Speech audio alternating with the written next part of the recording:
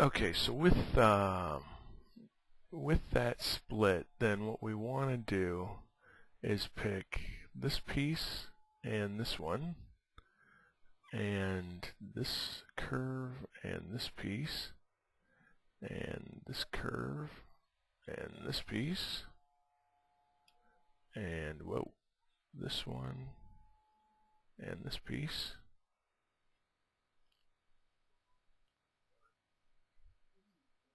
Here we go.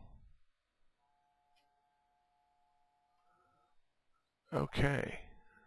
We come over into the through finger viewport and we move this down the distance we want those to be set down in there. Alright. And then we loft. Surface loft. Curve to curve.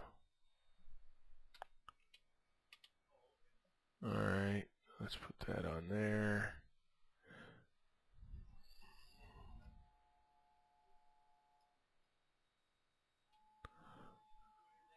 Loft. Alright. Curve to curve. Loft.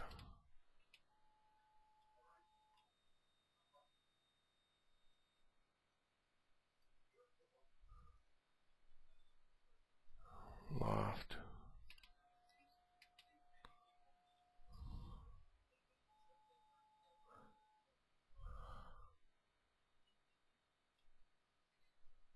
Alright, there we go, and one more.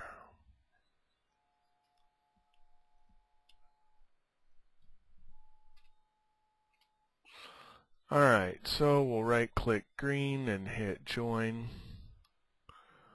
There we go.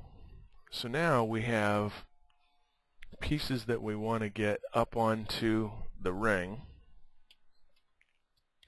And let's go ahead. I wonder if I can steal this one. I haven't tried this yet either. Let's go ahead and mirror this to the other side here. Like so.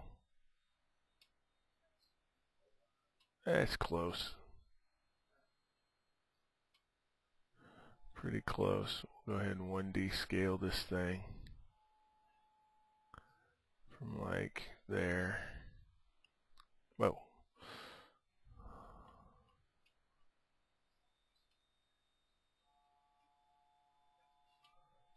That'll work for today. Okay. Alright,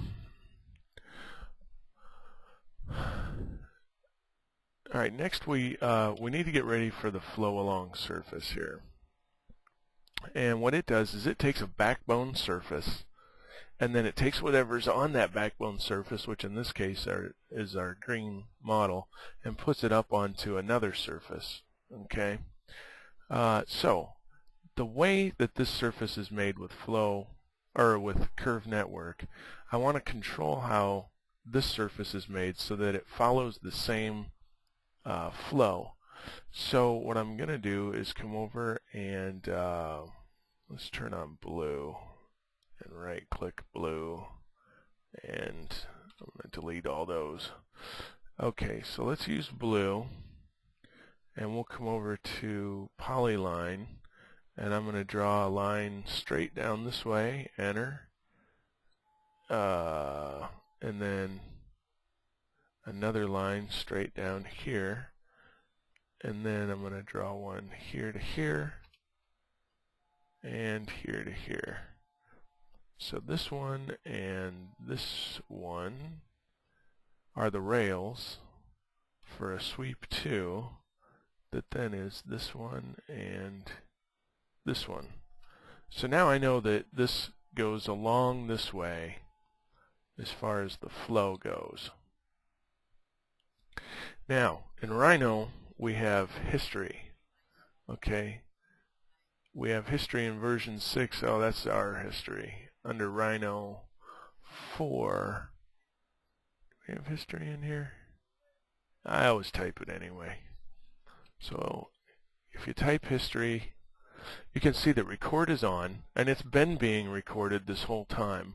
Updates on and broken history is off. I hate that. So anyway, the whole point is that if you mirror things, so like this one was mirrored from this one. If I move this one, oh no, I broke the history when I scaled it.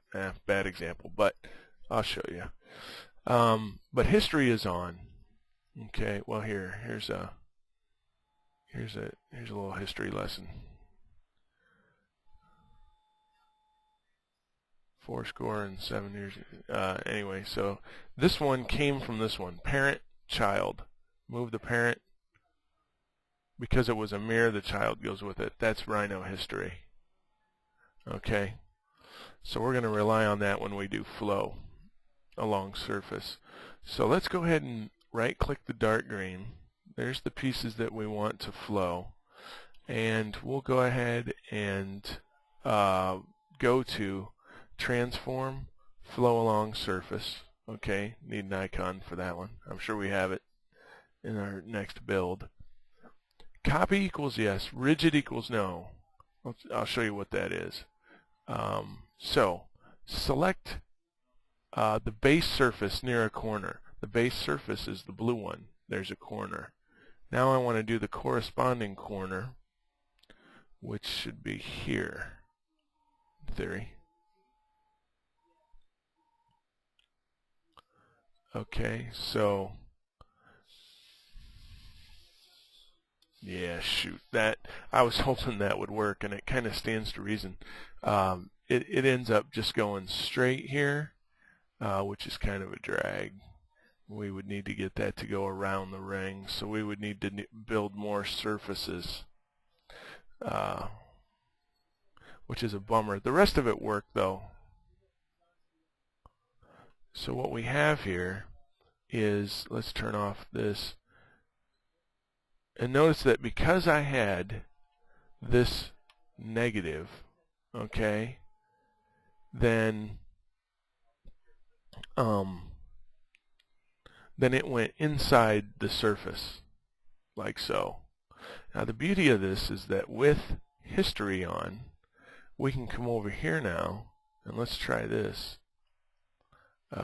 this viewport, and let's go to transform, bend, and we'll go ahead and just pick a spot, let's say here, and let's try bending this.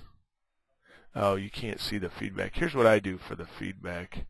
I go to rendered viewport right here, and now let's go to bend, right, like so, and now you can see it. So we'll go ahead and bend this now. If you watch over here, you will see that history will update that, like so.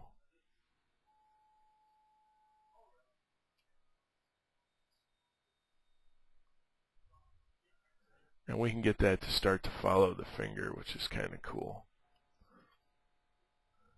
And also, if it's not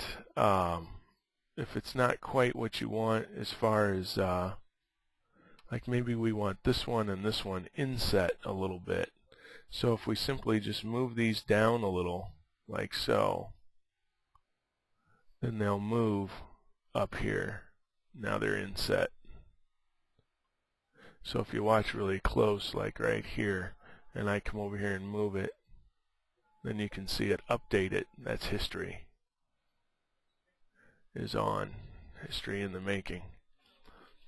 Okay, obviously at this point, once we have this,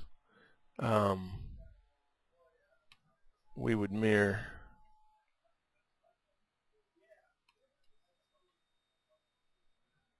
and start building this. Now let's go ahead and I'll hit pause. Okay, so here's here it is all mirrored around there, and the rest of this is just still more what I call busy work, and that is, now that I have some curves out here, some edge curves and so on, all we'd have to do is make a surface based off of this one that just comes and connects these surfaces where we want it to not be pierced. I mean, obviously we have to do something to hold this thing together. It's just going to float away. But we would just build surfaces and run them up along here with sweep 2 and so on. But there is the beauty of flow along surface and getting this thing built.